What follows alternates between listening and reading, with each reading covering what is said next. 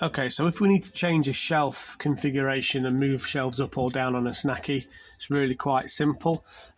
These are the shelf runners on both sides. The squares on the side here match up with the squares on the side here. So as you can see on this one, there's one large square and two small ones. And it's the same on this side, one large square, two small ones. So if you use that as a guide when you're moving the runners up and down, and also in the back, there's some squares so you can move the shelves up and down corresponding. So again, at the back, there's one large square at the bottom and there's one large square here. So obviously you know that you've got it in the right way. So to actually take these out, there's a little screw just here. So you need to unscrew that screw. So it comes out, and once that's out, then you can just simply lift them off and pull it out. Now you've got a little plastic lug here, which the screw screws into.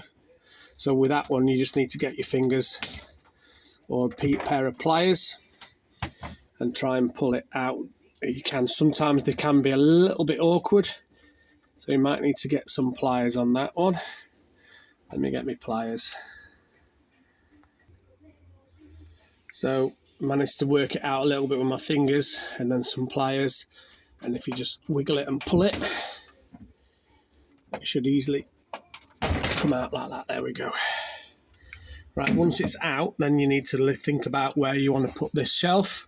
So if you've got a packet of crisps or a can or a bottle, you put it into the spiral there, and then you can see where you want to put your runner. In this case, what I'm going to do, because I'm putting this machine, so we're going to get a can to put into there. So now we've got a can, we can stick the can into this place where it is. And now if we try and judge it, so I'm going to go with the second one up at the back and put this into the second one here. You see, as I've done that, the front's fine, with plenty of space for the can. The back, though, there's a gap there, so I think we're okay in that respect. A little tiny gap here, and a little tiny gap at the back, which means that's in okay. So once we know where it's going, if we get your plastic lug that you pulled out and locate the little square where it's going to go, so it's the second square up, then you just pull that out, we'll push that in there, there we go, and then we'll clip that back on, and then your screw that you took out, have a look at where the screw goes in.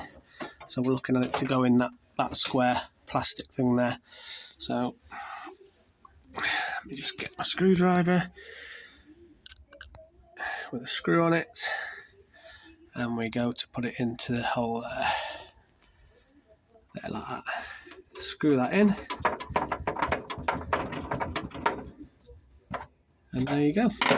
That runner now is secure and it's in, and it's same with the other side. So what I do is I do the same with that side. So again, take that screw out, take the runner off, take the plastic lug out, pop it in the one below, and then redo it up, and then that should be secure.